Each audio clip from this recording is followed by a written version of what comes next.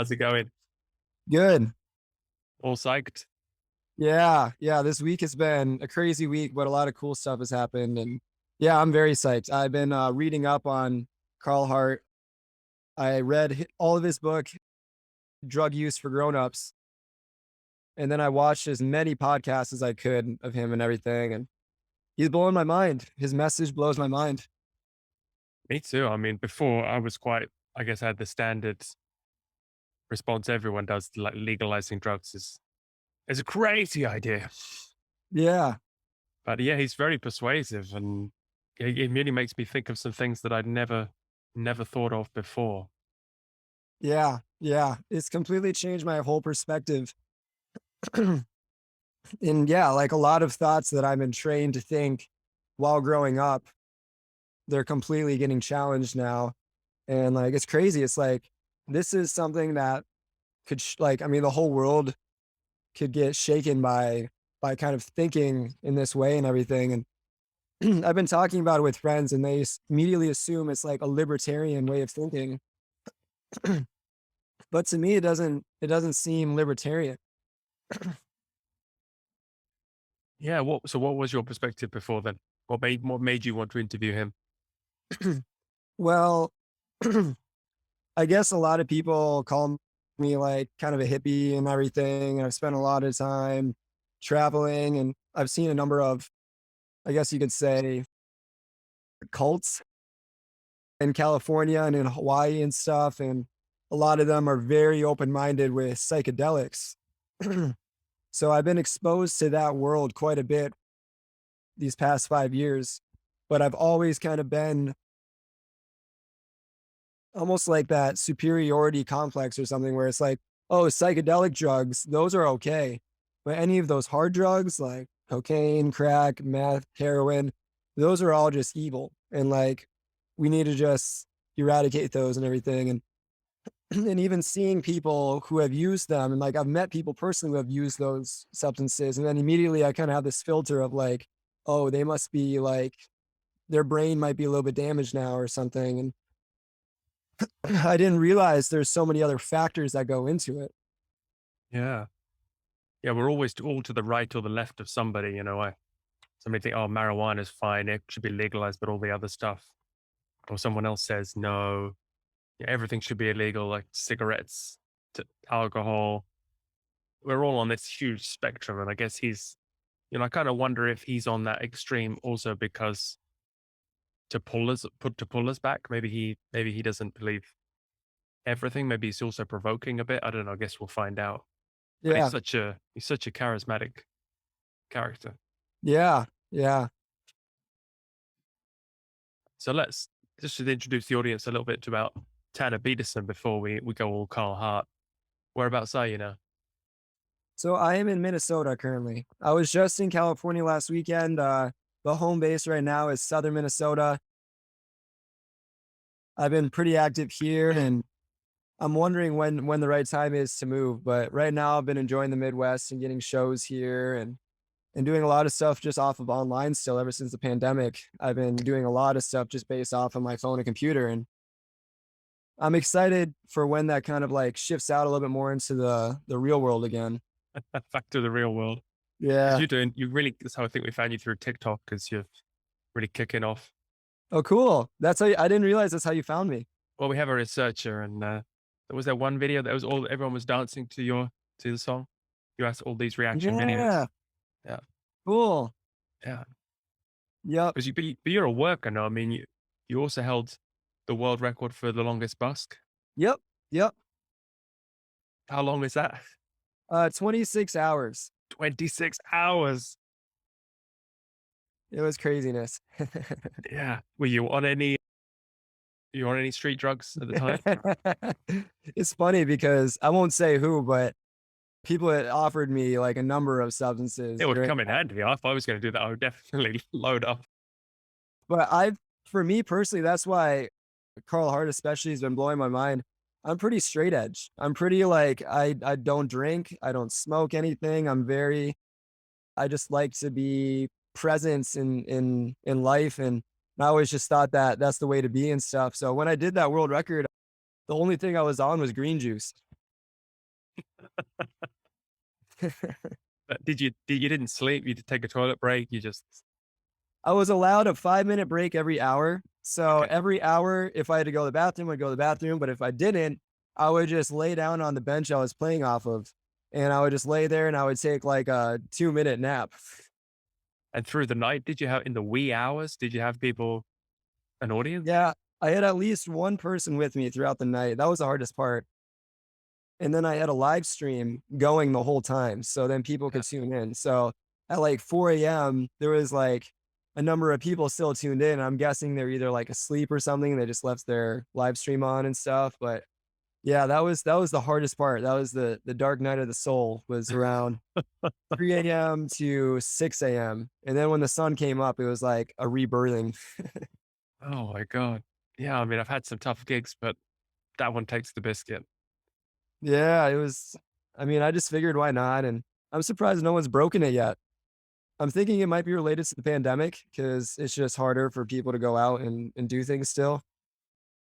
What was the previous record? What did you have to beat? So the previous one was 25 hours, and it was held by 2 teenagers in England.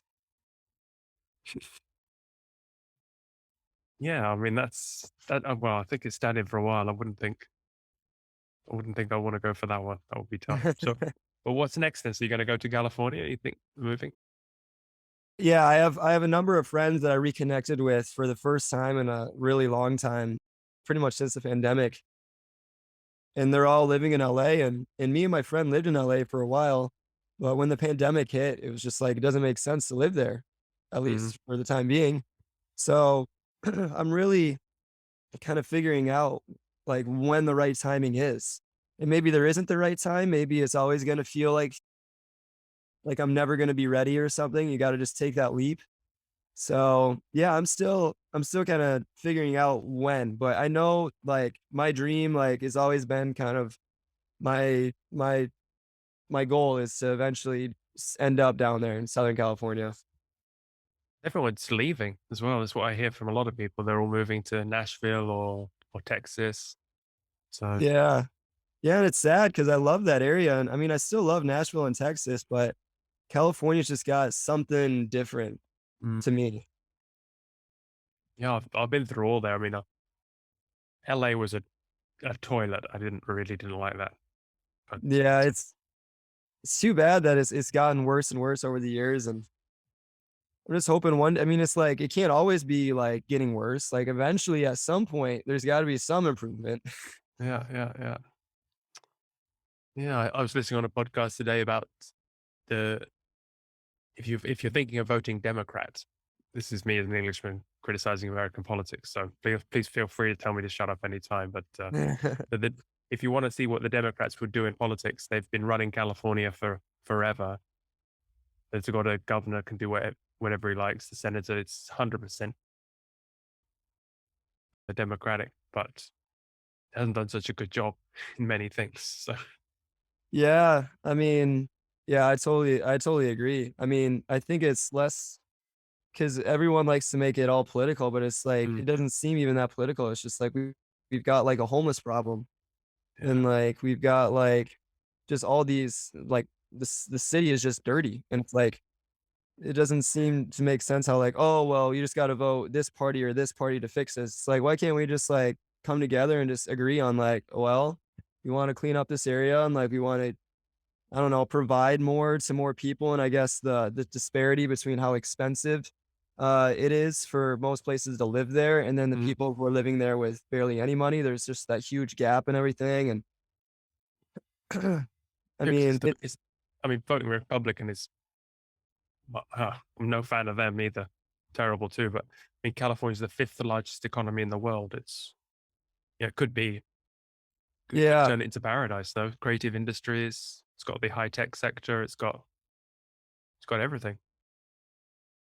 Yeah, and to me, I just keep thinking, like, I think there's a Charles Dickens quote where it's like, "It was the best of times, it was the worst of times." Like, it was like everything good was getting maxed out and everything bad was getting maxed out, and I feel that when I go down to LA because there's a lot of cool stuff that's never existed down in LA. I mean, like, there's, like, all this I mean, restaurants, like you can experience just quite the variety of lifestyles and stuff when you're down there. And it's kind of like if you compare it to like a third world country, it's like it's kind of like utopia.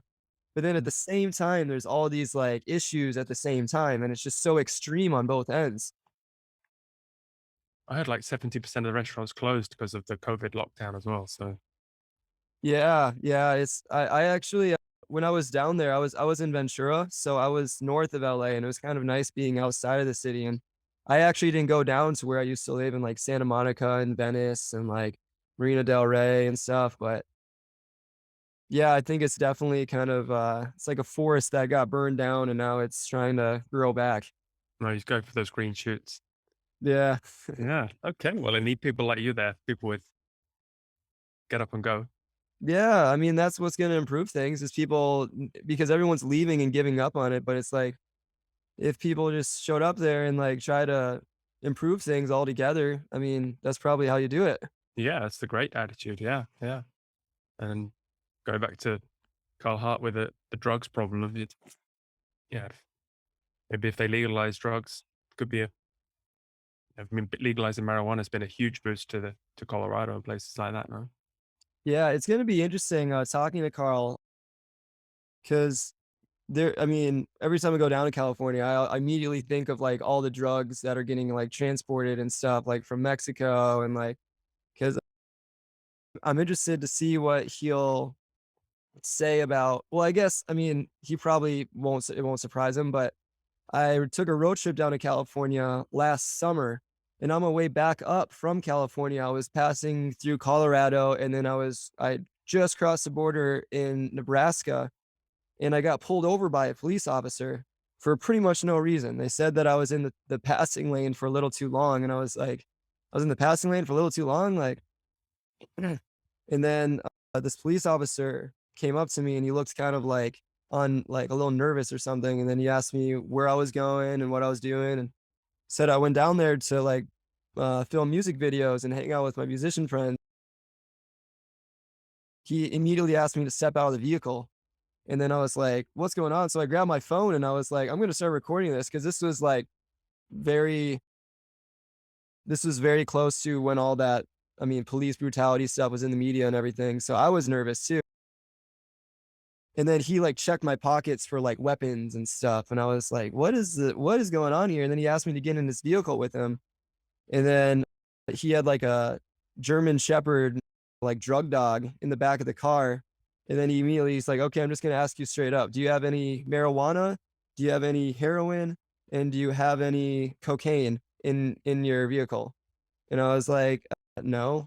And then he was like, yeah, we're finding people and you're the perfect, you look just like one of the people that would be going from California up to the Midwest transporting massive amounts of drugs. And so he was hoping to catch me, and I think it's because I have long hair. I kinda had a beard back then, and he totally profiled me, Mm. and and then he had his drug dog sniff me, and then I was like, "Just Google me, man, like, I'm a world record holder, just, like, look me up," and it was a really strange experience. Yeah. It's rough, man. Wow. And I mean, this, I mean, putting people in prison for having a small amount of marijuana is just insane. And Yeah. yeah, that, I mean, I lived in Amsterdam for 10 years and coffee shops on every corner. And I mean, it's just the Dutch because they get some money out of it as well. It's they can tax it like that Yeah. rather than going on illegally. Same with the prostitution. So they're economic, very economic Dutch. Yeah. Yeah, it'd be very interesting, and I mean, Oregon has been, like, kinda the first state, it seems like, to kind of make that step towards decriminalizing and everything, and Mhm. it'd be interesting to spend some time in Oregon and see what it's like there and see the changes. Yeah, I liked Oregon when I was through there, and I like the Pacific Northwest, the northern parts. It's one of the oldest parts of the world in terms of geography, and it's there's just the vibration there is beautiful. Yeah. Why don't you go there? Well, I did go to the only place I've been in Oregon was Ashland, Oregon, and I went on a tour there with my musician friend, and we worked our way up through California. Then our last show was up in Ashland, Oregon, and I hiked some trails in that area, and I thought it was absolutely gorgeous and everything. Yeah, I have some friends that live there, so I really should go back there.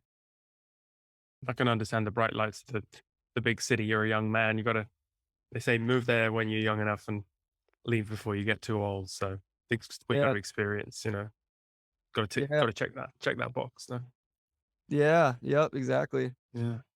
And so are you working on new material as well? You have it, you ready? Yes, yes, I do. I have a song ready right now, and I'm kind of just figuring out the timing of it all, and it's been interesting with as I'm growing as a musician, kind of my strategy. Because when I was younger, I would just kinda have a song and I just release it right away, and I wouldn't put any effort into the marketing. I would just have it so my friends could hear it. But now it seems like there's so much bigger of a process where I need to, like, get all my ducks in a row. Like, I gotta get, like, a PR company in on it, I gotta get a marketing company in, I gotta figure out, like, how I'm gonna pitch the playlists and everything, and, like, what's my goal for this song? How many streams am I making an effort to reach and everything, and how am I gonna film this music video and everything, and it's all so much bigger. So I feel like the quality of the songs is improving, but it does take more time to put it out.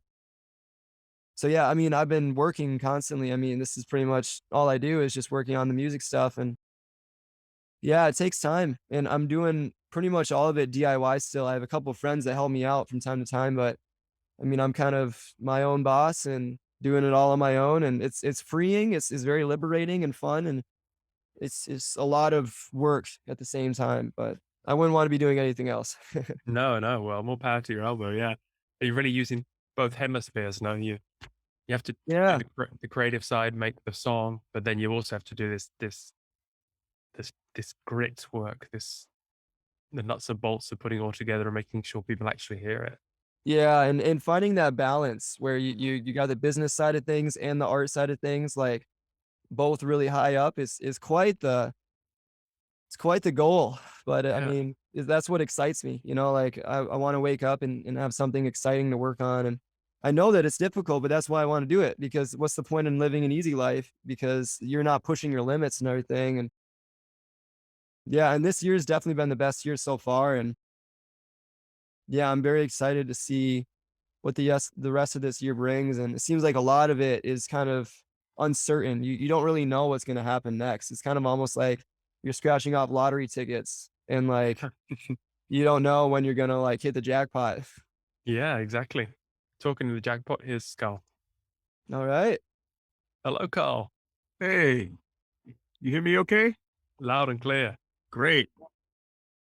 This is Tanner here. How you doing, Tanner? Good, good. I'm doing great. It's good to meet you over Zoom.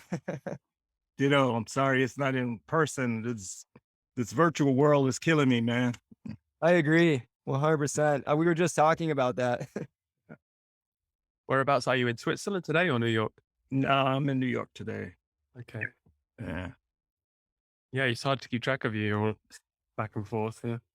Just finished my daily run, so it's perfect timing.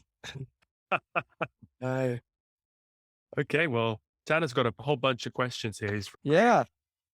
Yeah, so I just finished, Drug Use for Grownups, and, I was listening to it mostly when I was on a plane to Southern California, and then on the way back and everything. And yeah, it completely changed my perspective on a lot of things, and it led to a lot of conversations with my personal friends and stuff. And I could tell that even them, like, they've never had some of those thoughts of, like, these substances are really being skewed, and like, the perception of them is completely, like, I never thought about, like, how, like, because I've seen so many movies of, like, just a lot of different substances kind of being demonized and everything, and I've just never really had those thoughts before.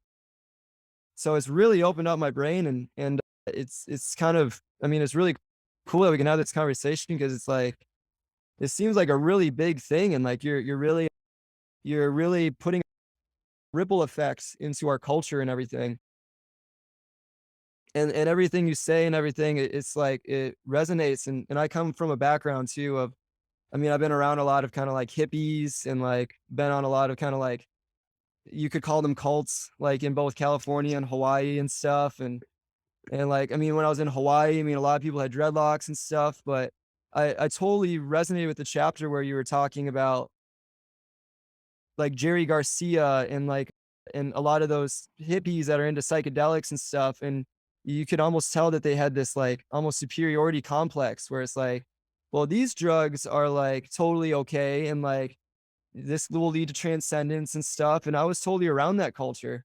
And I always viewed like other substances, whatever, even like ecstasy and MDMA and stuff, like, oh, those are the bad drugs. And those are the drugs that are like chemically like man-made and stuff. But I mean, really, I mean, all of these drugs, like they come from an original like plant source and everything.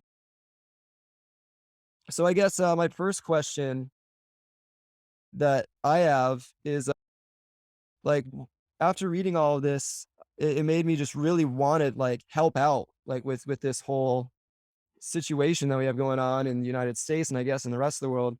How can the average person, just like in the average like everyday like average Joe, like go about their day-to-day lives and kind of like help change this narrative? Yeah, thank you, Tanner, for your question. And also just thank you for actually reading the book and taking the ideas seriously, and struggling with your own sort of preconceived notions. And it's always a hard thing to do. And so I really appreciate you taking the time to do it. If only more people would do that kind of thing, we might not be at war in Ukraine and all the rest of this nonsense that's happening. So thank you very much. I really appreciate it. As we think about what can other people do, I mean, as I complimented you, I wish others would just simply do that about some topic. It doesn't have to be this topic or my book. But I will hope that if they're going to be in this area and try and figure out how we can make our society better in this area, I would hope that they would read something by an expert, not someone who, for example, said that, oh, I had an addiction and now I'm going to write a book about it and I'm going to tell my story. That's not an expert.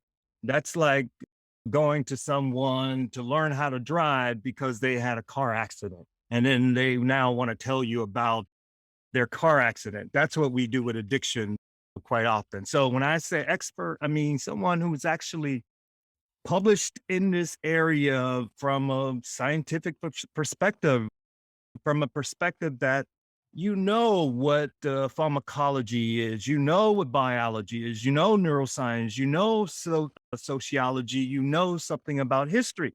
All of these things come to bear on this topic. So I hope people would do that. That's the ultimate thing. But then for people who won't read for various reasons,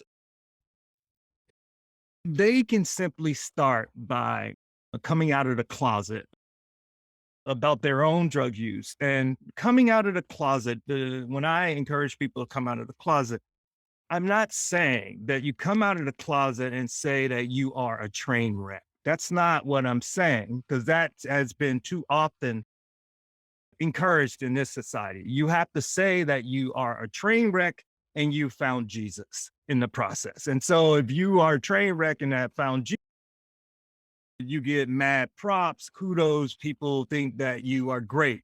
That's not what I'm talking about. What I'm talking about are those people who are living a life that's worth living, that they're proud of, that can look in a variety of ways. But I mean, these people who are proud of the life that they are living. Come out of the closet, show your friends, your loved ones that you can have a life that you're proud of, and also engage in using psychoactive substances, just like you can have a life that you're proud of. And you watch, say, American football during a Super Bowl where you spend your entire day doing this activity that really does nothing to contribute to society, but you enjoy it. And so it helps you to keep into balance your work-life balance. The same is true with drugs. So they can start by just showing people that everyone who uses drugs are not living a life that they're not proud of. Most of us live a life that we're proud of, and most of us are making contributions to our communities and taking care of our responsibilities and are empathetic and concerned about those who are around us. Yeah, yeah. So yeah, and I'm really excited. I try to fit in as much of because I watched a lot of podcasts of you and everything, and I finished Drug Use for Grownups, but I'm excited to read High Price now and go deeper into it. And yeah, that I mean that makes sense. And yeah, I'm excited to learn about this, and I'm really excited that Jack, I mean, has this idea of us like writing a song about this specific message and everything. And I thought it was really cool too how in your book you mentioned a lot of different songs that really kind of have an effect on the culture. And like I mean there is a lot of power to arts. And that's what I think that might be another one of my questions is yeah, I think maybe it can lead into this one where do you think there could be like a tipping point where like say like a big movie or something comes out and like is it because it seems like that's kind of when our culture changes is when it's kind of like the new trending thing like like Spider-Man recently came out and now that's all over on TikTok and like social media and stuff. And it's like is it like do you think that it's gonna have to take some type of like song or movies or some type of like pop culture kind of person to kind of shift this narrative? You're an artist and you hit it on the head. So you know the importance of art. So I'm trained in the sciences and I only recently discovered art, writing High Price. I mean, like really the importance of arts. I only really just discovered it. And so that's why I try to intersperse music into what I write. So introduce people to ideas that inspired me by those particular artists on the one hand, and also to bridge the gap between various communities. You know, like one of my favorite artists is a Canadian, Joni Mitchell.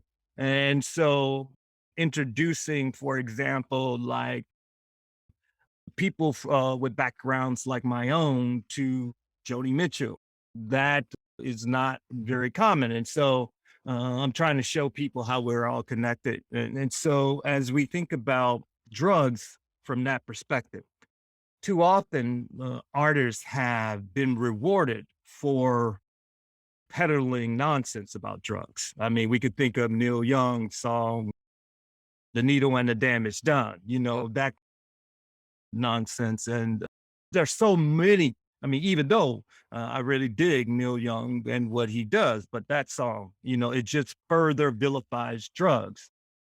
And then when you really dig into the story, then you realize the story is not even accurate of the actual events, but it's a nice song. And so following up on that whole thing or the importance of art, one of the things that has happened, like my son, he's an artist, he's a hip hop artist, and he's written a couple songs related to the book. I'll make sure I send you guys this, and then Cool. we can think about what we all can do together. That's one thing. And I'm currently working with some TV persons. These folks have created a number of TV shows, and we are thinking we're trying to combine the two books and present a proposal for a drama comedy show. That's what but we are doing this precisely for the reasons you identify. You have to bring these ideas to pop culture. Otherwise, they will still be relegated to underground ideas or ideas that are marginalized. Yeah. If I could just chip in for one moment, because I never realized until I heard you talking about The Sopranos and many of these drugs movies, how they have got the wrong idea, how murderers are somehow far above. Maybe you could just explain it for listeners who haven't done all the research that Tanner's done. Yeah, when we think like The Sopranos is one of my favorite shows. And so, and because Tony Soprano character, he's the mob ops, of course. There's one particular episode where his nephew, Christopher, who is a captain in their organization, Christopher, they are concerned because Christopher is using heroin. And then so they have this intervention. And then they all yell at Christopher, shout at him, and tell him what a horrible person he is for using heroin. Meanwhile, all of these motherfuckers, everybody in the room has killed some people, and they all have killed some people to get not one or two, but multiple people. But yet they look at the guy who used heroin as being the worst thing on the planet. And the thing about it is, our society accepted that without question. Sopranos was a number one television show, and not only in the United States, in Canada, around the globe, people love that show without questioning that kind of nonsense. And for that, for the same reasons we didn't question The Sopranos, how illogical that was. For those same reasons, people like Vladimir Putin, in his sort of address to why he was invading Ukraine. He said that he was invading Ukraine because they were being run by Nazis and drug addicts. It blows my mind that he thinks that it's acceptable to go in and kill people, civilians, indiscriminate in some cases, because someone is using drugs. Blows my mind. I mean, it's not even true what he said, but he somehow is so twisted. But our society has led him to believe that it's appropriate to say you're going to kill somebody or get rid of their government because that person's government has a drug addict. Blows my mind. And we accept this. Yeah. Yeah, it seems like I remember you mentioning like the year specifically 1937. So what was it that happened exactly in 1937? It seems like that's kind of where like it all kind of like started to go wrong, it seems like. Well, it all really started to go wrong, if you will, in the United States in 1914.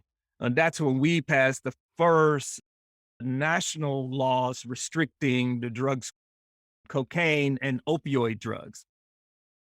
That happened in 1914, but really that law was passed in large part because of our hatred of Black Americans and Chinese people who had come over to the country to help build the railroads, but they also brought with them the habit of smoking opium. And so we passed legislations to kind of go after those groups. And then in 1919, we passed alcohol prohibition. So we banned alcohol. And so that gave the prohibitionists, the cops, the drug enforcement people, gave them a lot of work. But then in 1933, we overturned alcohol prohibition. And that meant that you had this apparatus now built up that was in place to deal with enforcing drug laws. And they didn't have much work. And so fast forward to 1937, there were reports that cannabis, marijuana, they called it at the time, was associated with Mexican Americans, or cannabis use was associated with Mexican Americans and Black Americans in the South. So we passed the federal legislation that effectively banned cannabis in the United States, giving those law enforcement agencies or that apparatus a raison d'etre, or a reason for being, right? And so that is important for that reason, and that apparatus is in place to this very day. Yeah. Yeah, it seems like like learning all about it, it seems like it started off as kind of a small thing, and then just over time, it's just gotten bigger and bigger and bigger, and now we're to this point right now. And I guess that can kind of lead into because I know that specifically this is what you study, this is what you write books about, is drugs in particular. Do you feel like that there's any other kind of like issues, like things that we like to also vilify as like a Western world where we're kind of doing the same thing with like, because when I read the book, it kind of opened my mind and made me question a lot of things where it's like, well, where else are we doing this? Yeah, that's a great point, man. I just wish people read it like you, and that's what this is all about. So we think about the universalities and the sort of constructs that we're talking about. How does it affect not only me or the things that I'm interested in, but what about other people and the things that they're interested in? So that's a great point. You before you made that point, you said that the sort of drug enforcement thing kind of started off as a small thing, but it's just grown.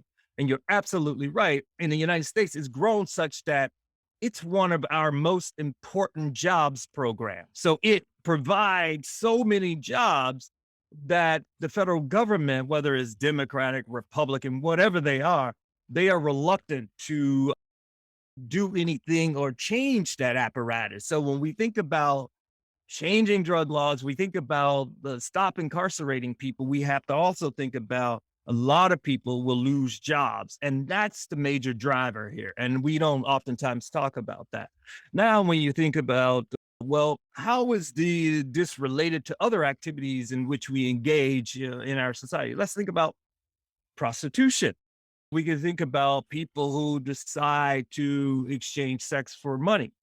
It's their body. Why do we care as a society? Why is that my business? My business is to make sure people are safe, make sure that they can engage in these activities in a safe way. If they are adults not being coerced, they make their own decision.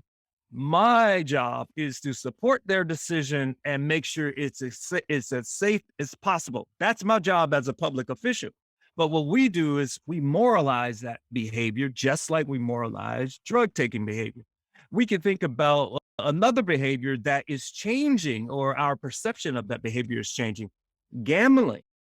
In the United States, it's like gambling, sports gambling, for example, used to be banned. Now our American football, the National Football League, now sponsors gambling, and they are partners with various gambling organizations. And we have commercials encouraging people to gamble. Just 5, 10, 15 years ago, that behavior was discouraged and vilified, very much like prostitution and drug use. So the question becomes like, well, what happened? What changed? Well, what changed is the people in power figured out how to make money off of that activity in the United States. And ultimately, it's always about money, at least in the US. Mm-hmm. Yeah, that's I mean, that makes total sense. And it's cool to see that. I mean, things are slowly shifting, and it seems like probably through the power of the internet. I'm guessing the internet's really related to people are just getting exposed to information they've never been exposed to before, that all of a sudden they're gonna have these thoughts of like, wait, why do we do this and everything? So yeah, and so I'm trying to think of what would be the next question that would go well into that. Well, I think a lot of it, because you've mentioned in a good chunk of the book police officers, and it seems like and I was telling Jack earlier, I road trip to California, and on my way back last summer, I got pulled over by a cop in Nebraska. It was right when I crossed the Colorado border, so I think they knew that I was like coming from Colorado.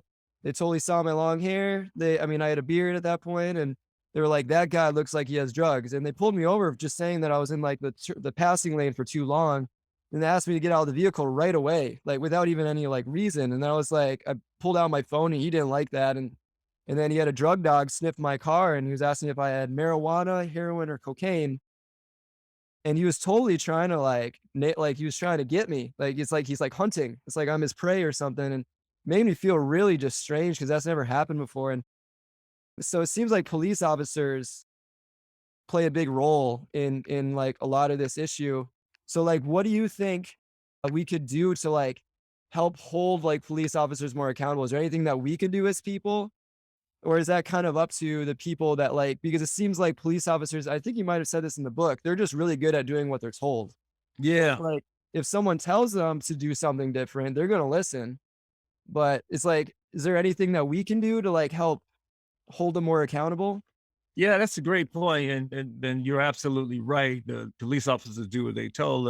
As I noted in the book, I was a police officer for a little bit in the U.S. I mean, in the military, and so, but yeah, they take orders. That's what they're good at doing.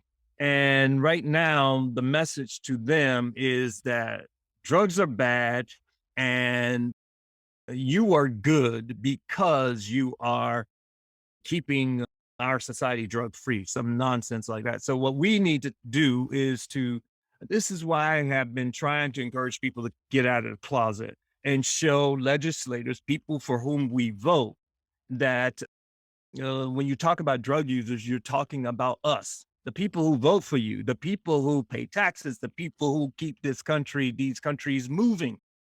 And until we do that, to where legislators are uncomfortable using drug tropes that draw upon vilifying specific groups, until they're uncomfortable doing these things, we're going to have these police officers continuing to behave as they do.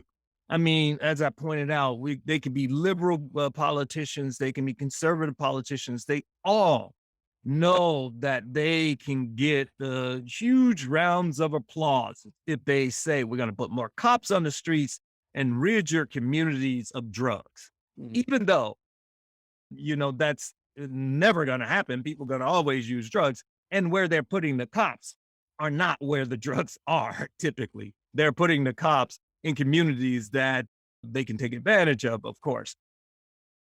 So we're seeing a change with cannabis. So politicians no longer vilify cannabis users. You might recall as late as 1992, politicians in the US couldn't say that they smoked marijuana. Remember when Bill Clinton, for example, when he ran for president, he said that he smoked marijuana once, but he didn't inhale. Yeah, that And Bill O'Reilly part. I saw you talk about that on Bill O'Reilly. It's the funniest thing ever. yeah, that's the stupidest thing is somebody say that they smoke but didn't inhale. And he thought that people would believe that nonsense. But they left him alone.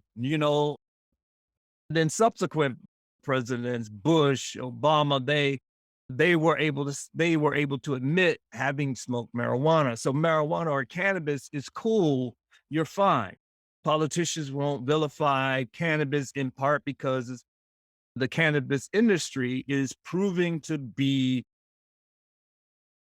uh, a substantial financial boom for some people. And so that's important. The cannabis industry has a lobby. The cocaine doesn't have a lobby. Heroin doesn't have a lobby. So politicians can continue to vilify users of those drugs. And so our job is to make sure that when they do this kind of thing, politicians, when they vilify people for using these drugs, we have to let them know, hey, those people are us. And when I say vilify people for using drugs, one of the things that politicians do is they say, oh, this poor person was addicted to heroin and we're going to help them. No, I don't mean that person. I mean me, who decides to use heroin or MDMA on a weekend or something to enjoy myself. And I don't need your help. I just need you to get out of my way. Yeah, yeah, and it does get really interesting when you start meeting more people and perhaps even like people who are kind of in power. Like for me, like it's not like I hang out with politicians, but like I'll like hang out with someone who's like got a lot of money, owns a lot of real estate and stuff, and you kind of see them as like this person, and then you hang out at a party with them, and then you see them doing like cocaine and like smoking marijuana, but they would never say that in public that they do those things. And I mean, there's a lot of people that are like that. I mean, just in general, where they would never tell their parents. I mean, they'd be super afraid to tell their parents, and it seems like, yeah, it's just kind of like the family mindset here when you're raising a family is like, say, and I think of DARE, because I mean, I was exposed a lot to, I think, drug abuse resistance. I forgot what the E stands for. And I mean, I was exposed Education. to that education. Yeah, I was exposed to that a lot growing up. And yeah, so it makes sense how just coming out of the closet, like you said, just coming clean and being honest. I think like just having more honesty because there's probably so many lies Obviously, look at like the whole Bill Clinton situation. It's like it's just lies after lies after lies. So it's like, really, you're just saying like, well, let's start being honest, like so that makes total sense. And so that I kind of that's making me think too about like there's the whole drug abuse resistance education. Like, what do you think would be a good thing to replace that? Like, do you think like it'd be good to teach like elementary school kids like about drugs right away? Or is there like a certain age where you'd want to kind of like introduce it? Like, what type of education would make sense to kind of replace what we've got right now? Yeah. So when we think about drug education and teaching young people, we think about it just like we think about sex. We do it when it's age appropriate. If we, so we think about high school students, certainly in the US, and all the polls that have been taken for the last 50 years or so tell us that the drugs that this group of young people are more likely to use are nicotine, alcohol, and cannabis. Those are the three drugs that they're more likely to use. And the other drugs, cocaine, opioids, it's less than a percentage of those people who will use those drugs at that age, at like 17 or 18.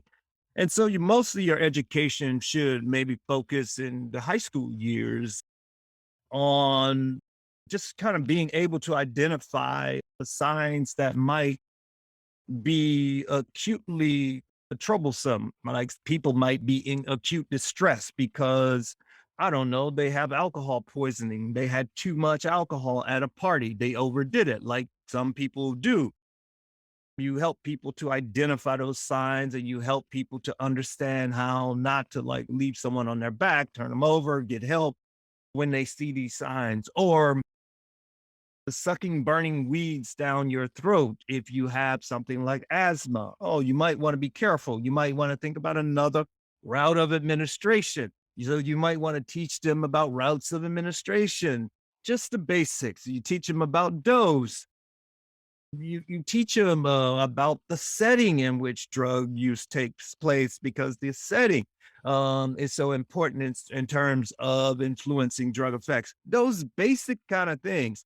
And in terms of addiction, that should be a very small part of what you're talking about when you're talking about these things, because these young people are far less likely to be the ones who will become addicted to these substances at that age. Because if they do, it tells you that you don't have a drug problem, you have a supervision problem. There is a parental problem going on. And so if you're focusing on their drug addiction and not this sort of supervision issue, you've already missed the boat. Interesting. Yeah, and that'll be interesting to see kind of the way that I guess family culture changes, because I grew up myself in a family that was just alcohol, just everything. And yeah, it's is there's a lot of fear going on with a lot of that. And I think it led, and especially for me and a number of my friends, it led to us using substances such as cannabis later on, where we didn't know what we were doing. And like there was a lot of kind of like issues that probably could have been prevented. We could have been educated on it, and nobody really told us. We kind of had to figure out on our own. And so like what would you like for say like for you like raising kids, like what would be the right age, would you say, to like start teaching them that and start being like open about it and sharing your knowledge and everything? Like what's the right age for that? Yeah, like with parenting, it's always just it's idiosyncratic for the most part. And so I can tell you what I did, so I raised my sons, for example, from since they were able to walk. They would come with me to the lab where I was actually given drugs like smoke cocaine or cannabis or methamphetamine or something else to research participants, and observing their behaviors, carefully documented it. And my kids would be right there. In fact, their birthday parties were, when they were younger, they were all in the lab, because in part because out of necessity, we were poor. And so that served as a great place to have a party. And so they grew up in and around drugs. And so drugs were demystified since they were very young. they'd ask questions like, "Hey, Dad, wait, we say that smoking cigarettes are bad, but you're giving somebody a cannabis cigarette to smoke. How does that work?" That's the kind of questions that they would ask. And so then I would have to explain that, people make these decisions and we give them all the information, and there are risks and benefits associated with every activity. And then people make the calculations for themselves. Our job as public health officials is to make sure that they have all of the information to make those decisions, and that we set up an environment such that it increases the likelihood that they will have a positive experience or positive experiences. And so those are the kind of conversations we've had about drugs, about sex, about video games, about driving cars. All of these things come up in the Yeah. course of our life. But we never said, okay, we need to talk about drugs. Okay, Yeah. we need to talk about the cops. Okay, we never did that kind of thing. These things just come up just like they do when you parent. That's it. Yeah. Yeah. It's definitely mind boggling. Just, I mean, you could just think about it it seemed like for me forever, just thinking about all the different times, like I was told something or I was raised in a certain way and like it like affected later on, like my perception. And now it's all kind of like I have to unlearn a lot of it and everything. And so I think that could go into, so say we start like improving and it looks like we're improving with cannabis and everything.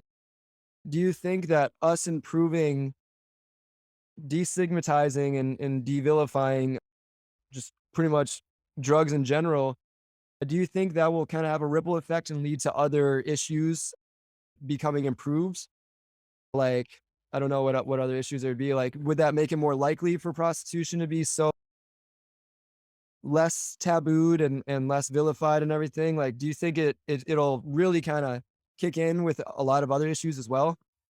Yeah, one of the main messages that I was hoping people take away from the book is that this is a book about love, about treating people better, about being more compassionate towards people who are not like us, people who we may not understand, but just being more compassionate, understanding. That's an important message I wanted people to take away.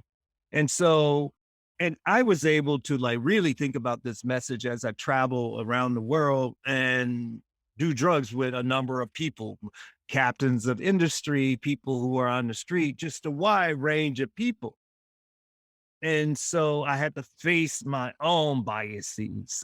And then being in that space with these people made me want to be a better person. And so I hope that that's what happens with the people who read the book and people who engage in psychoactive substances. That's one of the reasons why it really is starting to disturb me, this sort of new psychedelic move, because this movement, it seems to be somehow being taken over by people who are selfish and motivated by the financial potential and not by this notion of treating people better, treating everybody better. And so I'm watching that movement carefully and closely, but as I am watching it, I'm becoming disturbed that we are not showing up, or that movement is not showing up on behalf of people who use drugs other than these things that we may classify as psychedelics. And so it's incumbent upon all of us to be better, to treat people better, to show up on behalf of people in their struggles, whether it's prostitution, whether it's something else. But it's incumbent upon us to show up on their behalf. Yeah. Yeah. And it seems like that'll just keep happening over time and as long as we keep these conversations going. So for you, with kind of like, because you've been in this world for quite a while now, like studying this and seeing around the world, like how this whole thing is unfolding. Do you think, like, say, like within like our lifetime, like it's gonna really improve, or is it gonna take like 100 years, 200 years, like how long do you think this timeline is gonna be until we finally kind of get there to this end goal of decriminalizing and then eventually legalizing uh everything? That's a good question. I don't know the answer to that. What I do know is that your generation has made so many improvements, the things that I didn't think would happen. I just think about like the Me Too movement. I think about how we have had to change our bad behavior in so many that because because it will make us better, and it would also be more egalitarian, and it would be a more just world. So I could have never predicted that. And so I'm hoping that your generation really look at this drug issue in the same way. And if they do, if it's taken up in the way that we took up the Me Too movement or issue, I think it certainly can happen in your lifetime. I have a lot more faith in your generation than the previous generation, mine included. And so I can't say for sure, but I am encouraged. Yeah. Yeah, well, I'm very interested now to see where it goes, and because I mean, it's kind of like it's something that I'm looking at now, like while I go throughout my day to day life, and even just seeing like someone like that I would kind of, because I think I made a lot of assumptions before. It's like, oh well, this person just probably just takes this drug, and like they're probably just like an addict, and like it's so easy for, I think, humans in general to just kind of like assume they know a person, and they don't really look deeply into it. And it looks like your approach to this whole thing is holistic, where it's like you're looking at all these different factors. It's not just this drug. It's all these different things that are all playing into these situations. So like, yeah, it's interesting. It'll be interesting to see where it goes. And yeah, Yeah. so I guess we've already kind of like talked a little bit about this, but like, I guess other than cannabis, because that's been like the biggest improvement. Is there anything else that you've seen just these past couple of decades, like really improve? Like, what are the biggest things that you've seen improve just while you've been a practicing doctor? Um, the thing that happened in your country, like your entire country legalized cannabis. I mean, that I would not have predicted that. That's amazing. And then, of course, there are states that have legalized for adult use. And the thing that's happening in the US and Oregon, where they decriminalized all drugs, I would not have predicted that. Other states are watching. I'm hoping that there will be, I'm sure California will be putting legislation forward that will propose a similar situation there as what's happening in Oregon. And so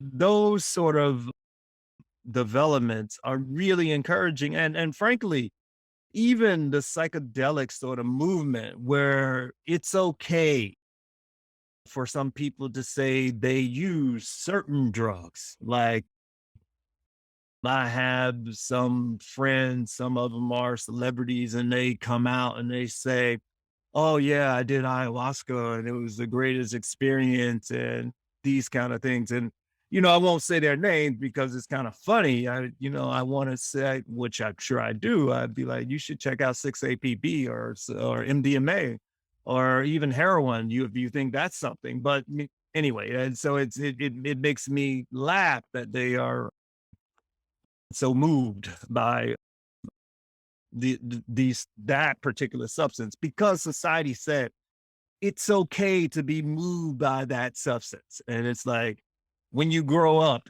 I got something for you over here, but until you grow up, you should stay over there. Have you done Yeah. ayahuasca? I'm sorry. Did you try ayahuasca? I'm sorry. Did you try ayahuasca? I haven't done ayahuasca. I've done other psychedelics but I haven't done ayahuasca. No. Yeah. Yeah, it seems like that was something that really kind of exploded. I mean, in these past like 5, 10 years with ayahuasca and DMT. I mean, there's a lot of shows on Netflix that came out, and like, I mean, it was trending like where I was from. And there's this huge kind of like, I mean, hippie slash like kind of like new age, kind of like spirituality, kind of like trend going on. And I was a big part of that and everything. And yeah, and it is interesting to see how like, I mean, that group, that movement kind of sees itself as so transcendent and everything. And yet a lot of them are still vilifying a lot of different things. And like they think they're all enlightened and everything. And like there's still like this issue. So I think it just shows that like no matter how good of a person you think you are, there's probably always something that you can keep working on and stuff. And it's interesting. I mean, I think I don't know if I have a I think another question. So, I mean, you're the first person I've really studied and read your book that really is talking about this issue. Are there any other people just like in the Western world that are talking about this on the at the size that you are? And is there anyone that like kind of inspired you to start like having these thoughts and stuff? When we think about people who inspired me, I mean, there are always kind of people like revolutionaries who are not necessarily in the drugs. I mean, I think about Bob Marley. I think about Upton Sinclair. Those people's readings and writings. James Baldwin. Although there's this sort of popular resurgence in his or interest in him, and they many of them aren't really getting it like he was a proponent for legalizing drugs and these people that anyway, that's a whole nother thing. And so there are a wide range of different people who've inspired me. I mean, Joni Mitchell, all of these people, her writings and when she just gives so much of herself in a song and she doesn't hide. And so though that's like when I write, one of the things I do is I kind of like have above the computer something that says like, are you hiding that question? But that's from her. That's directly from her thinking about how she wrote. So there are a number of people who inspire me, and they're in, these wide range of sort of domain. But when I think about drugs, there's one person who I really respect today, and that's David Nutt in London. He's a scientist and he's trying to communicate, disseminate truth. And like me, he has tons of scientific publications, well respected in the area. And he's willing to like call bullshit. Whereas there are a number of scientists who do drugs and they know, but they aren't willing to stand up and say, this is wrong. In part because they're on the gravy train. The gravy train being you get grants when the society thinks that drug use is out of control. There's a problem. So you put more money into scientific funding to figure out this problem. And these people, they are benefiting from this hysteria. So they're reluctant to stand up and say what the truth really is. Yeah, that's it's exciting to think about how the people that really inspired you are they're artists. They're people that shared. I mean, yeah, I immediately noticed the Bob Marley in the background right next to your book and everything. It's like, I mean, it's probably the combination of the two, of the science and the art that go together. We need both really, because I think if there's only scientists, I think people need to be moved, and I think people change their minds when there's an emotional reason to and everything. And so, yeah, I mean, I'm really excited to see what comes out of this song that we write, and yeah, it's going to be interesting to see I guess whether we can pull it off. And I guess it all really takes, I mean, like Bob Marley was just one person, and he changed so much with how he viewed cannabis and how he viewed music and reggae music and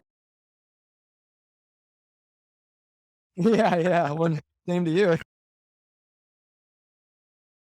So yeah, I think But I have to tell you, you know, like with Bob Marley, one of the sort of great disappointments that he had was that his music, his message was not reaching Black Americans. You know, this large sort of African population that he really wanted to reach.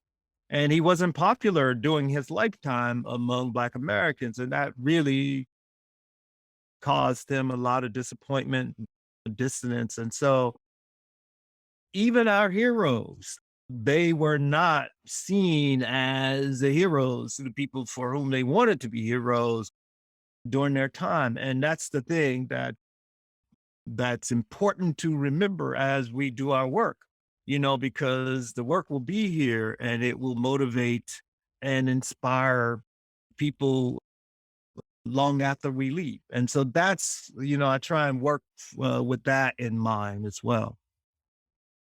yeah, It's yeah, interesting to hear you on this interview because Tanner's super nice. I mean, he's such a sweetheart. Now, I've heard you on some other interviews, and people. There's probably no question about drugs that you haven't been asked, and people, because there's probably people listening to this now who are thinking, yeah, well, I've got some questions for him, but you really knock it to the some of these other.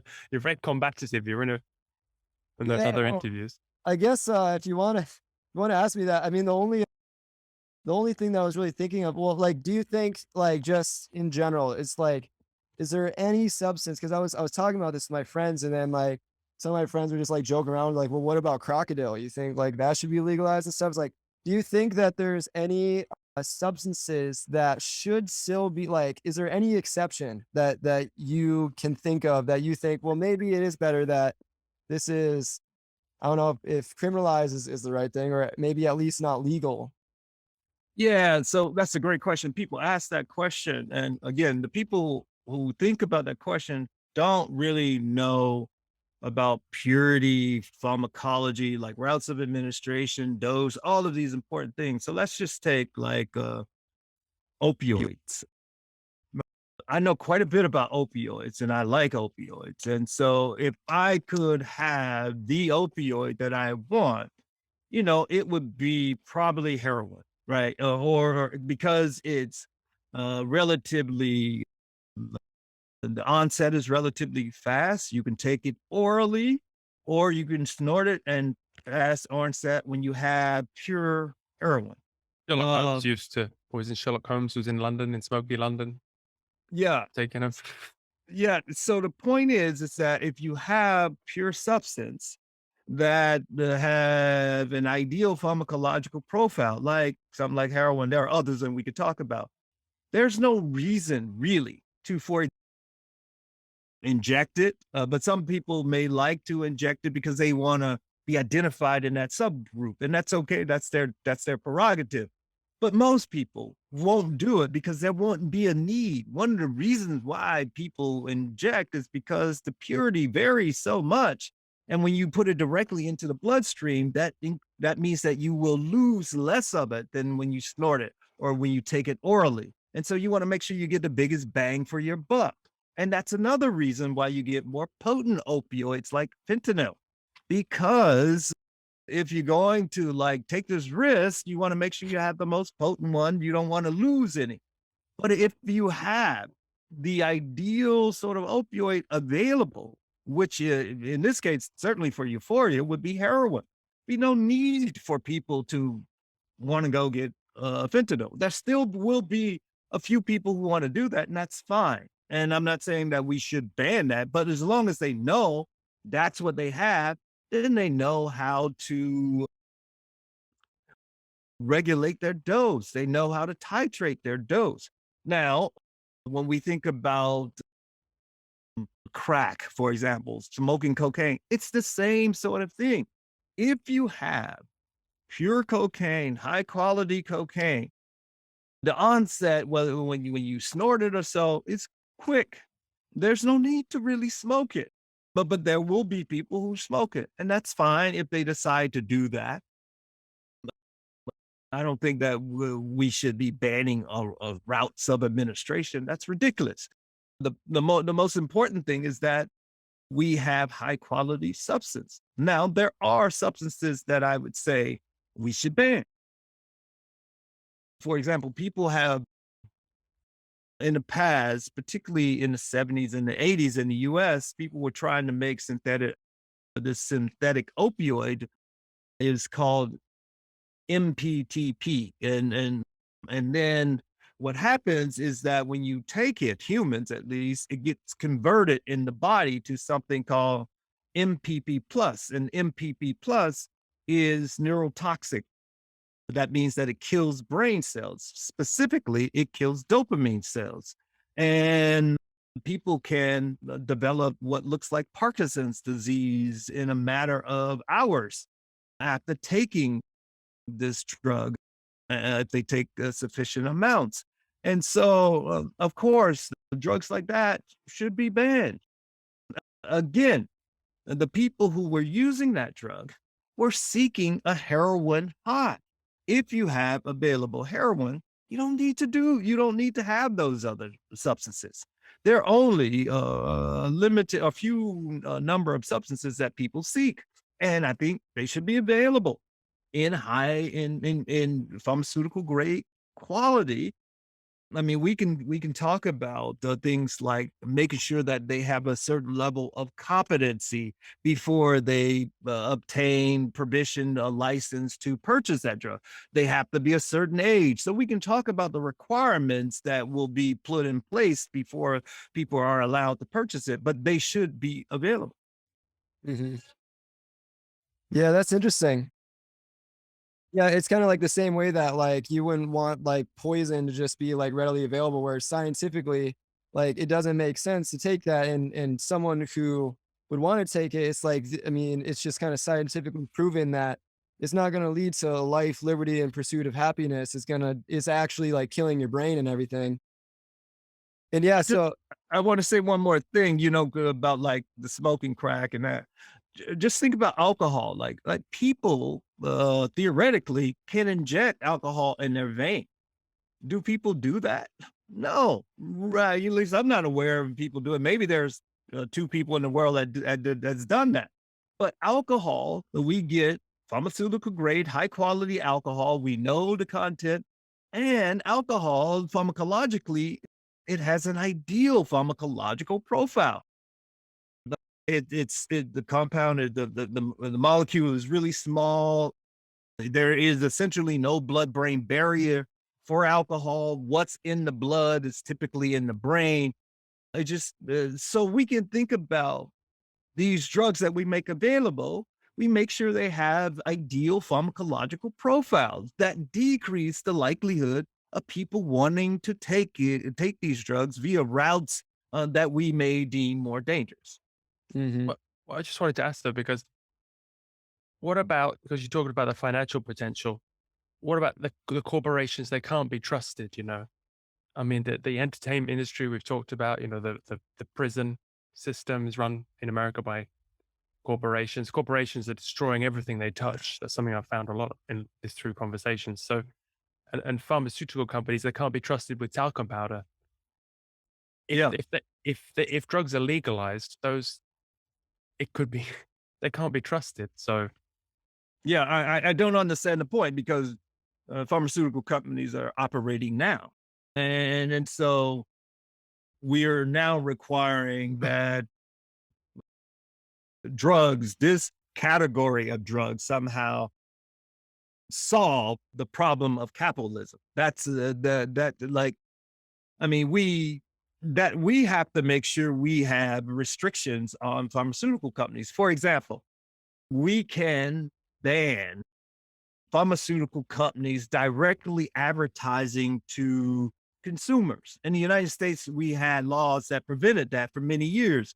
And then in the 90s, we started to turn those laws back. So the society needs to really check Well, because they lobby to the Exactly. And so that's on society. That's not really on the substances that we're talking about, because I mean, it's, I think we should certainly keep the pharmaceutical companies in check, but I don't know if that's entirely fair to say we should make these substances available because the pharmaceutical industry will manipulate us. I mean, we can put laws in place to say they're not allowed to advertise these substances. They are not allowed. I mean, we just banned these sort of things. They're not allowed to have direct contact with consumers. We can put it in place, these laws, to prevent that kind of thing, but they will continue to try and figure out a way to make money.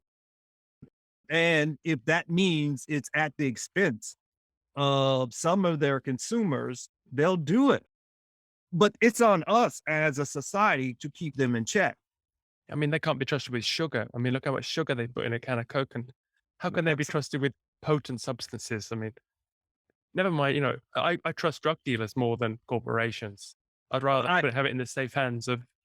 I don't, because when we think about the drugs that are approved and pharmaceutical agents have them, I mean, there are layers of the approval process that ensures a certain amount of quality control that we don't get on the street. So I would much rather have a pharmaceutical product than something that I got from the street, in which I don't know as much about. Psychopaths. So Yeah, well, it seems like no matter what, I mean, like, it seems like there's a lot of just maybe movements in general where we're trying to reach this point of like zero problems. Like we'll have zero issues, and it's like we can never get to zero, and it's that's like all true, we yeah. can do is just slowly improve and do what we can, do our part and everything. And like it seems like you almost always, when it comes to big situations like this, you got to just choose a lesser evil, because it seems like it's never going to be perfect. Yeah, Like decriminalization. a risk-free life is not worth living. And that's what people seem to be seeking. It's like, get away from me. That's not my life. Life, we have risk and benefits, and that's a life worth living. Yeah. Yeah, it'll be interesting to see how many people will get on board and stuff, and yeah, I mean, it's crazy. I mean, hopefully there'll be more people like you that'll come out as scientists, and more musicians that come out as musicians. And I mean, it blows my mind to think about all the stuff that's happened with past rock stars with these issues specifically, and how the narrative has gotten twisted with pretty much, I mean, it seems like almost all of them. Like, is there one famous musician where you can think of them like using drugs and it didn't get? Keith Richards is doing okay. Who? I'm sorry. Keith Richards from the Rolling Stones. He's always helped. Yeah, I think Keith Richards is a great example. He has unapologetically been identified as a drug user. I mean, and he admits it, and as he had the great line of saying, like, look, I don't have a drug problem. I have a police problem. These motherfuckers are always messing with me, and he's one of the most accomplished people, not only musicians, accomplished people in the history of humans. And people know he uses drugs. And yet some people will say, yeah, but he's an addict. It's like, what? That's like saying, yeah, but he had sex. He had sex. It's like, what? That is nonsense. Yeah, I think Keith Richards is one of those people who has consistently been unapologetic about his life. And we all will agree that he has lived a life far more interesting than the vast majority of people on this earth. Yeah, it'll be interesting to see I mean, one day he'll pass away and it'll be interesting to see like what they're gonna say, like, oh, he died because of this drug or because of this drug. But yeah, I guess he's pretty like unfazed by the media. Yeah, but it just seems like thinking about, I mean, so many different musicians, You- it seems like they all got vilified at some point for drug Yeah, use. I don't know, I was watching something a few years ago on Sly Stone, Sly and the Family Stone. And Clive Davis was talking about Sly, and he was saying, kind of regrettably, how if Sly didn't, get into drug use, who knows what else he could have produced. And I was like, this arrogant motherfucker. I mean, Sly Stone has produced some of the best works in music, and you want more from him. I mean, you have bled the guy to death.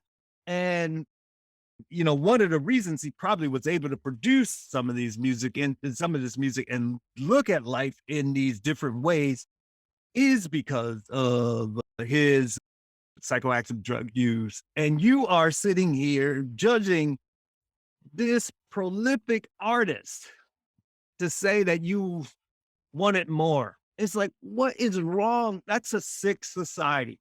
That's a sick man that would say that. And it's a sick society that would allow him to say that without pushing back strongly.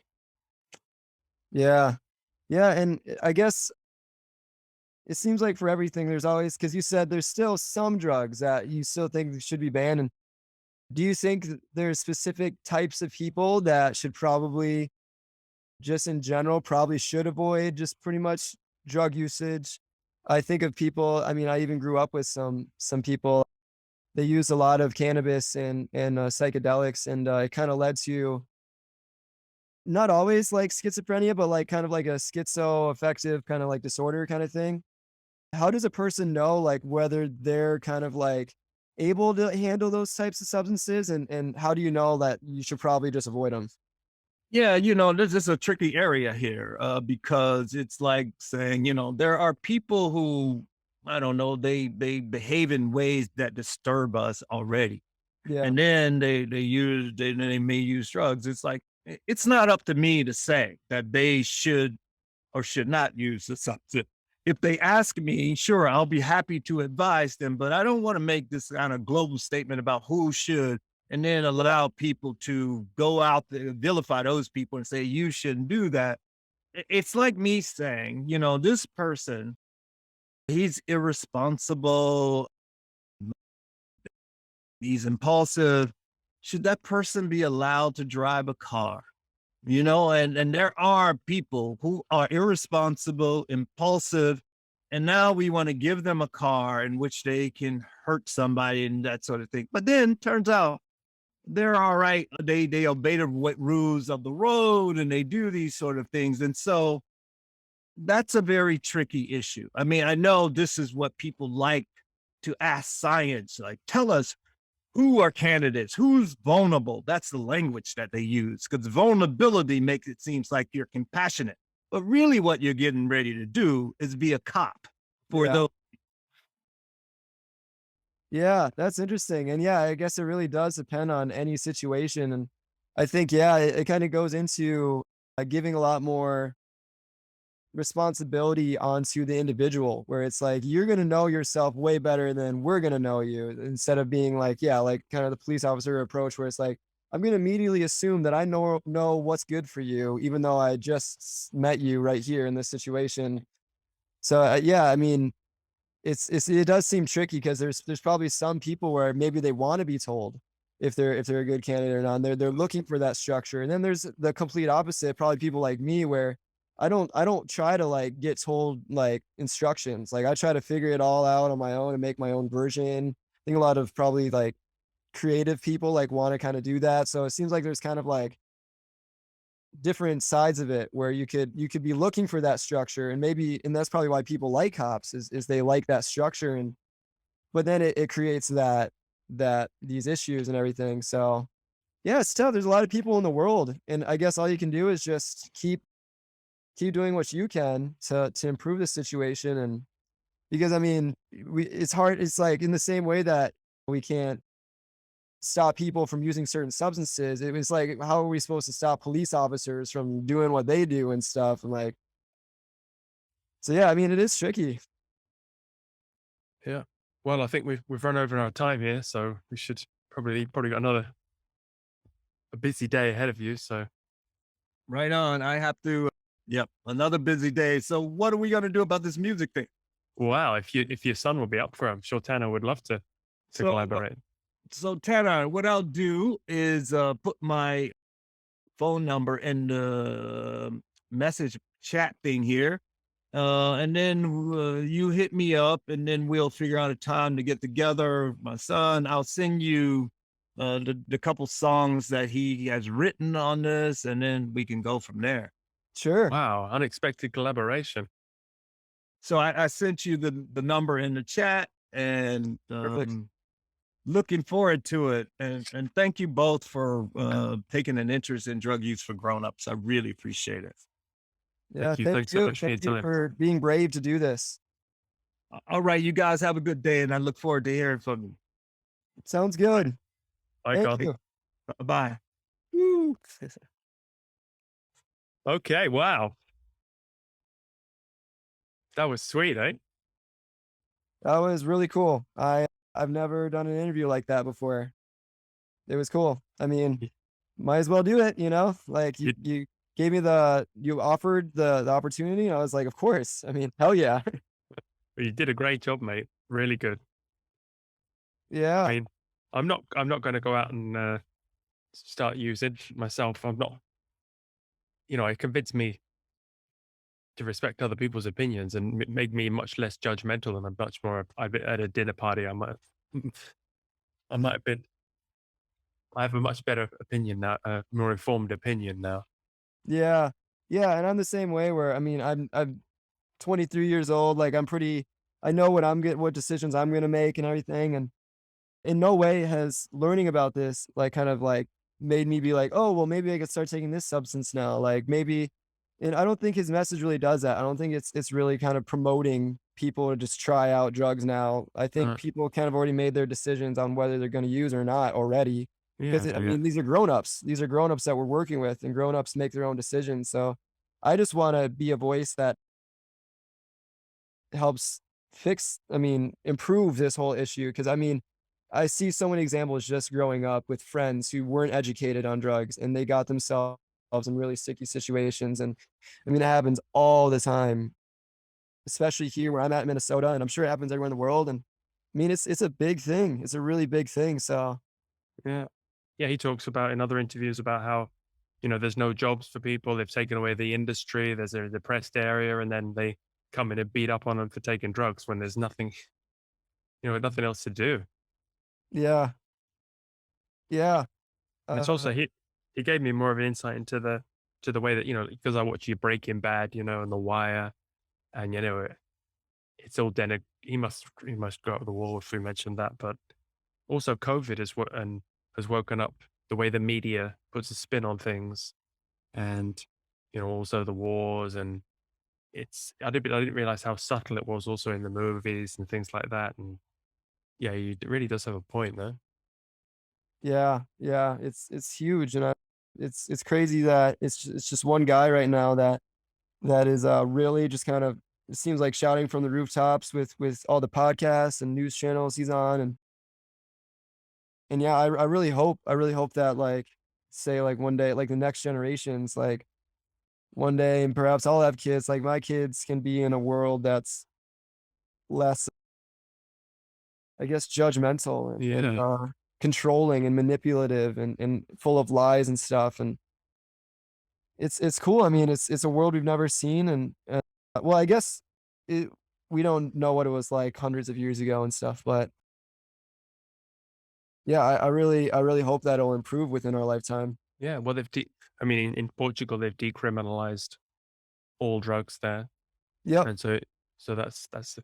I mean, I'm not in favor of the legalization because I think that's just with the corporations coming in, and making money would just be a disaster.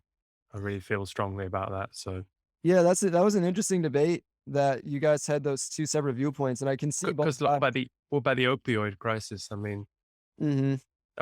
people were prescribed good quality, high quality heroin, Yeah, opioids, and yeah, it was a mess, though.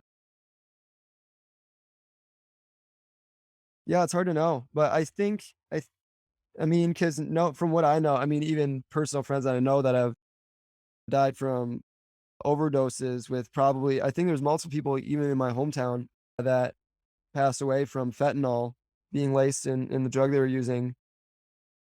I don't think pharmaceutical companies would do that. I think they may like there might be other issues, but I don't think they're gonna have these substances laced so often. And that happens with weed too. I mean, there's someone that I personally know who smoked cannabis that was laced with a number of different things, and he really like his brain got permanently changed and stuff. And so I think But what not just improved the on. overdose, but not just the overdosing, but also they get addicted to the opioids. You know, they didn't realize they were. It's not just even death; it's also Yeah. Well, I mean, huge thing.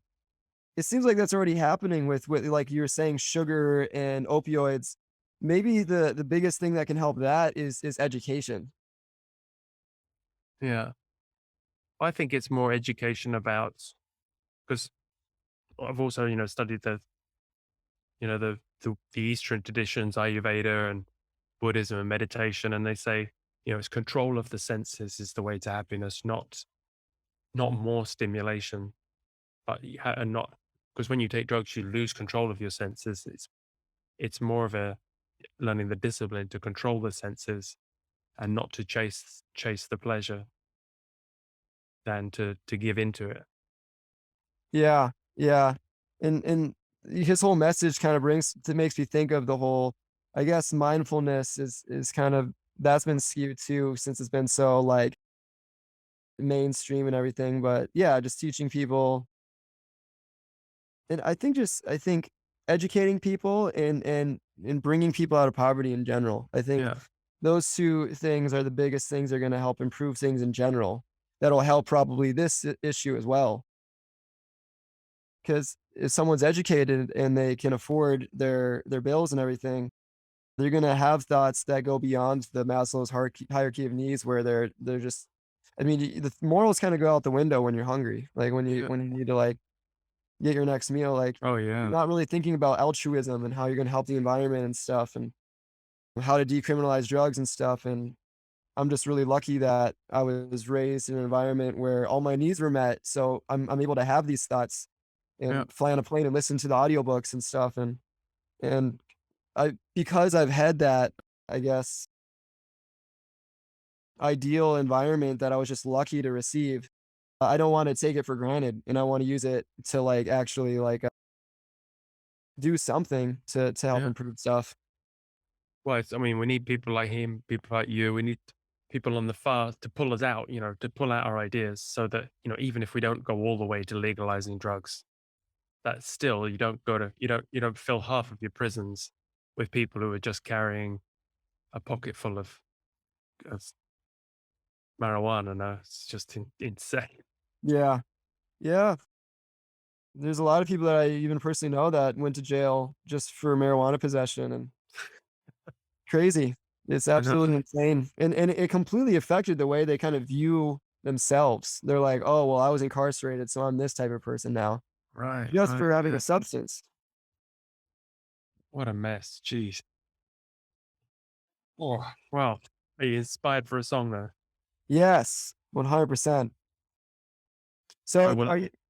is this gonna be a shared effort? Like, are we gonna all chip in on Yeah, making let's this do it, song? and we'll come out with the best. Come up with, put it all in the mix. Cook it all up, see what's come out. See what the best.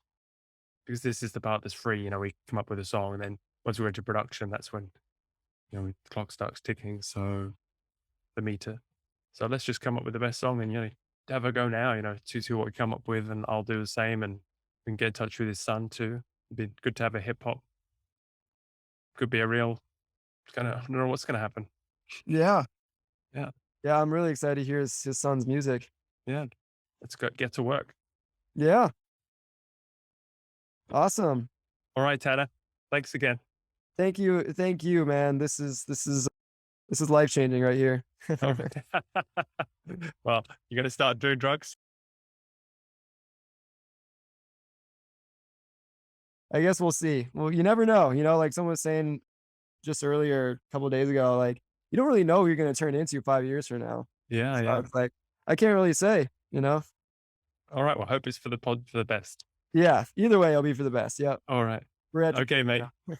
Take care. Sounds good, man. Woo! Bye.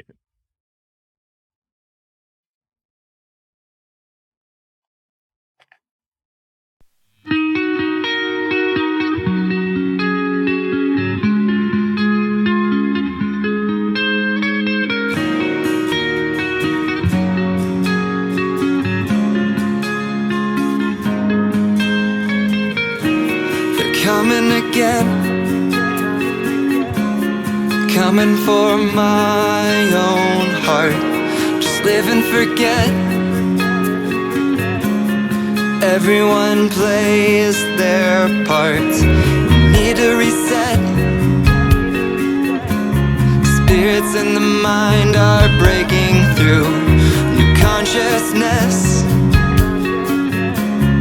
Visions of something I can't prove.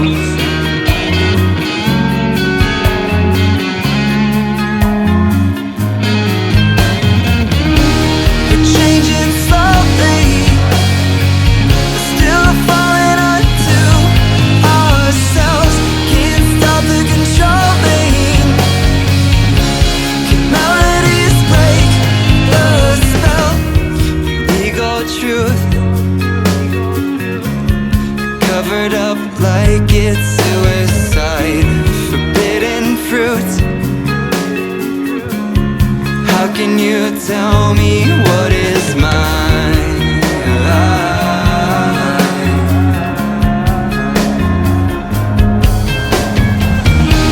We're changing slowly, but still falling onto ourselves. Can't stop the controlling. Melodies break the spell. We're changing slowly, but still falling onto ourselves. Can't stop the controlling.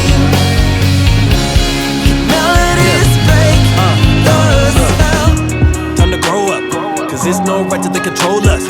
My whole life all I heard was no drugs, coming from the motherfuckers that don't even know drugs. And as I get a little closer, I can identify the propaganda like hold up. Then we can recognize that the lies never hold up. Whether you do a line or wine or you roll up high times, couldn't cover my mind by the byline. The news never spill the truth by the timeline. The boys are blue are the brutes in my lifetime. I've been on sidelines, and now it's high time. Look at the country deposit, locking my people for profit. How can you look in the mirror? I cannot argue, I'm not chasing your happiness, and I'm knowing the courage of cause. What do we need to get out the closet?